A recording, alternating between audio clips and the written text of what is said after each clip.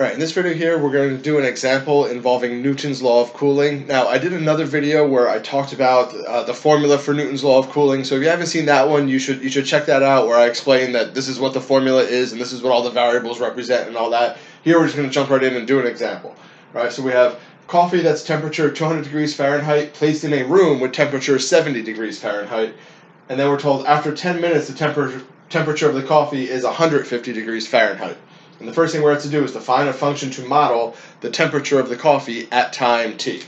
Alright, so if you watch that other video about Newton's law of cooling, the formula is T of t equals T sub s plus D sub 0 e to the negative k t. Right? T of t is the temperature of our object, in this case our cup of coffee, at time t. T sub s is the temperature of the surroundings. D sub 0 is the initial difference in temperatures between the coffee, the object, in this case the coffee, and its surroundings. K is some constant, and then T is time. Alright, so what do we know? Well, we know right now that the temperature of the surroundings is 70 degrees Fahrenheit. So I know my T sub s is going to be a 70, and I don't know my D sub 0, but I can figure it out. This is the initial difference in temperature, which our coffee was 200, so my D sub 0, if I put that up here, is going to be the temperature of my coffee, which was 200, minus the temperature of the surroundings, which was 70. So my initial difference was 130 degrees Fahrenheit. That's my D sub 0. Right, so D for difference, the difference between the temperature of your object and the temperature of your surroundings. So it's going to be 70 plus 130 e to the negative kt. Alright, so that's what I got so far. Now, in order to write this equation, to write this model for Newton's law of cooling, I need to know that constant K. And if you watch some of the other videos that I did on like population growth and on radioactive decay, they either told us that constant, or there was a way for us to figure out that constant. In this case, they don't tell us what the constant is, but they do give us some other information that we can use to solve for that constant K. Right? They tell us that they give us first the initial conditions, the temperature of the surroundings is 70, the difference in temperatures is 130, but then they tell us that after 10 minutes, the temperature of coffee was down to 150 degrees Fahrenheit. So, I can plug in my temperature at time 10 minutes over here would be 150, and then I can plug in a little t of 10 minutes, and then when I plug those numbers in, I can then solve that equation for that constant K, which I'll need in order to answer other questions about this particular problem. Right, so 150 degrees, that's my temperature, my capital T, equals 70 plus 130 e to the negative k times 10, right, because after a time of 10 minutes, the temperature is 150 degrees. So when you're doing a Newton's law of cooling problem, if you're not told what the K value is, in order to be able to solve for K, you need to know not only the initial temperatures involved, but also the temperature of your object at some later time. And then you can plug in the 150 for the temperature, the 10 for the time, and then you have enough information to solve for K, and then you can go back and kind of rewrite this and put the whole equation together. Right? But in order to write the equation, we have to do some solving first. Right? So most common mistake people make, they see this 70 plus 130, oh, that's 200, so let me make this 200 e to the negative k times 10. Can't do that, right? Because the 130 is attached to this e, and the 70 is not. They're not like terms. You cannot combine those together. You cannot just add these two when this one's multiplying something else. Right? So if I don't need to solve this for k, right, I have an exponential equation here, right? My variable I'm looking for, k, is in the exponent of the e. First step to solving an exponential equation, isolate the exponential term, which means I have to first subtract this 70, right, which is going to give me 80 equals 130 e to the negative 10k. I'm just putting that 10 in front of the k. That's normally how we write numbers and variables multiplied together. We put the number in front. Right, so I get that, and then I divide both sides by 130 to get that e to the power by itself. Right, so 80 over 130, if I cancel out those 10s there, it gives me the fraction 8 over 13. So it's 8 over 13 equals e to the negative 10k. Right, and when we're doing these types of problems, we want to not round things off. Like if I actually divide 8 divided by 13, it's going to give me some really weird decimal number. I want to have the most exact values as possible until I figure out what k is equal to, and then I'll round it off. So I'm just going to leave the fraction 8 over 13 until I get to the very end, and then I'll round everything at the end. All right, so 8 over 13 equals e to the negative 10k. To cancel out the e, I use the natural log. All right, if you watch the videos I've done on the other applications of exponential functions, or the ones that I did on solving exponential functions, these steps should look familiar, because every time you're solving an equation that involves that e to the power, you take these same basic steps. Right, so I get the natural log of 8 over 13. The ln and the e cancel out. That's why we do the ln on each side, because the ln and the e are inverses of each other, so they're going to cancel each other out. So I end up with ln of 8 over 13, and I'll have to bring this over here to finish it off, is equal to negative 10k. So ln of 8 over 13 equals negative 10k. And then to solve for k, I divide both sides by negative 10. And when I put that into my calculator, that will give me my k value. All right, so I do the natural log of 8 over 13, close parentheses, divided by negative 10. And that gives me 0.04855. And then some more stuff. I'm just going to round it after that last 5, because after that is a 0. So that's a convenient place to round that off. All right, so I get k equals 0.04855. Right, that's my k value. So just to write the equation here for Newton's law of cooling, if they don't tell you what the k value is, it's kind of a bit of work just to solve for k. Right, we had to plug in the initial conditions, the 200 degrees Fahrenheit to 70. Right, that gave me the T sub s is 70, the D sub 0 was 130. And then I had to plug in the conditions, when T is 10 minutes, my temperature, capital T, is 150, plug those in and actually solve the equation to figure out what k is. But once I get k, I am able to actually write my function. So let me put that up at the top here, because to do the other parts of this problem, we're going to have to erase all this other stuff anyway. All right, so for part A, I get my formula, or my model is capital T of t equals 70 plus 130, right, the same stuff that I had down here, times e to the negative k, but now I know what k is, so it's negative 0.04855 t. All right, there's the model that I can use to model the temperature of this coffee as time goes by. All right, so that's, again, a lot of work just to be able to write our model. That's what happens when we're not given the k value. And that kind of thing can also happen when you do population growth problems or radioactive decay problems, like ones I've done on other videos. If they don't tell you the information, like the growth rate in the beginning, but they tell you, well, the population was this at the beginning, and then at this later time, it was this other population, you would have to do something similar to this in order to solve for that growth constant, right? Like we did here to solve for k. All right, so we got our model. Hopefully that all made sense as far as how we found all that information. Next thing we're going to do, I'm going to pause this and erase the rest of this stuff, and then put up part B of this problem, where we're going to use this model to actually answer some questions now.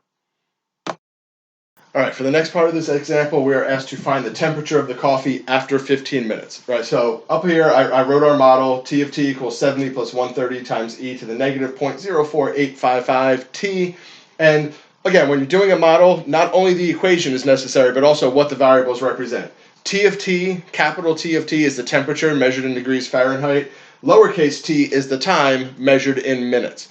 Right, really important to give that information, so that if you hand off this equation, you're trying to communicate that to somebody else, they know what everything represents, so they're able to actually use that model to answer questions. Or when you have to use the model, like here, find the temperature of the coffee after 15 minutes, well, I need to know what to do with that number, 15 minutes. And if I've labeled my stuff correctly, lowercase t is the time measured in minutes, so that 15 minutes is my lowercase t. I need to plug that number in for the t, the lowercase t, and then just do the calculation to figure out what the temperature is after 15 minutes. All right, so I want to find capital T of 15 minutes, so t of 15 is going to be 70 plus 130 e to the negative 0.04855 times 15. All right, so now I need to punch all that stuff into my calculator and see what it comes out to. So 70 plus 130 e to the negative 0.04855 times 15. And just to show you what that looks like when you type it in, remember when you're putting stuff into that exponent there on the e, that negative 0.04 number times the 15, all of that has to be in one single parentheses, right? And for an explanation why, check out the video that I did, the example of the population growth, or the exponential growth example, where I explain in a little bit detail, and I show you what happens if you don't put that all in the same parentheses. Right, so you can see there the answer we get is 132.7578. So we're looking for the temperature here. So my temperature would be about 132.8 degrees Fahrenheit. All right, for temperature, we usually don't round to too many decimal places, measuring the temperature of a cup of coffee. So 132.8 or about 133 degrees Fahrenheit, that would be our temperature of the coffee after 15 minutes. All right, so so for this one, they gave us, or we figured out the model in the first section, and then 15 minutes. If I know what my variables represent, I just plug that 15 in for the t, do the calculation, I get the temperature after 15 minutes. I'm going to pause this again, put up part C of this example, where we're still using this model to answer some other question. All right, the next part of this example here, or the next part of this problem, part C, after how long will the coffee have cooled to 100 degrees Fahrenheit? So this time, different from part B, right? Part B, they gave us the 15 minutes. I plugged that in for t, for lowercase t, because lowercase t was my time in minutes. Right? This time they're giving me not time, right? 100 degrees Fahrenheit is not a length of time. That's a temperature. So that 100 degrees, I need to plug that in for the capital T on the left side of the equation. And I'm going to have 100 equals 70 plus 130 e to the negative 0.04855 t, and I have to solve for the lowercase t, right? It's asking me after how long. It's asking me to solve for time, right? So here I have the temperature, I put it here. Now I have to solve for t, which is kind of similar to part A when we had to solve for that k value. It's almost like the same thing here. I mean, we're solving for t instead of k, but the steps we're going to take for part C are like almost exactly the same as the steps that we took for part A. Right, so it's like going through those motions one more time. Right, so exponential function, right, my variable is in the exponent. I need to isolate that e to the power. So first thing is subtracting that 70. So we get 30 equals 130 e to the negative 0.04855 t. And then I divide both sides by that 130. All right, so that cancels out here. The 10s cancel out and the 30 and the 130. So I get 3 over 13 equals e to the negative 0.04855 t. Right, so the first couple steps there, just isolating my exponential term, that e to the power, all by itself on one side of the equation. And once again, if you haven't seen the videos that I did about solving exponential equations, I go through problems somewhat similar to this and explain in a lot more detail what we're doing each step of the way. But at this point, I'm assuming that you already kind of know how to solve exponential equations, so I'm just kind of quickly walking through it just so we can see what the solution to this problem is. All right, so we get this. Once we isolate our exponential term, and I'm going to have to erase these steps up here so we can fit the next steps. I had to do the natural log on both sides of the equation.